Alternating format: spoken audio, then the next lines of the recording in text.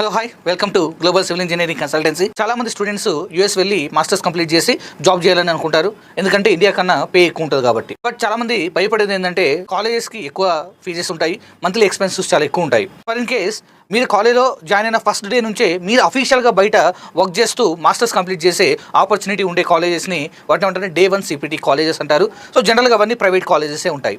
So ఈ day 1 CPT కాలేజెస్లో మనకు అడ్మిషన్ వస్తే వీసా దగ్గర కానీ ఇమిగ్రేషన్ దగ్గర కానీ ప్రాబ్లమ్ ఫేస్ చేసే అవకాశాలు అనేవి చాలా ఎక్కువ ఉంటాయి.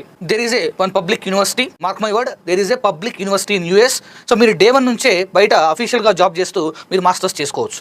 దట్ మీన్స్ మీరు జాబ్ చేస్తూ మీ ఎడ్యుకేషన్ని, మీ పర్సనల్ ఎక్స్పెన్సెస్ని సో మీరు అక్కడే ఎర్న్ చేసుకుని అక్కడే మాస్టర్స్ కంప్లీట్ చేసి అక్కడే సెటిల్ అయ్యే ఛాన్సెస్ అనేవి ఎక్కువ ఉంటాయి.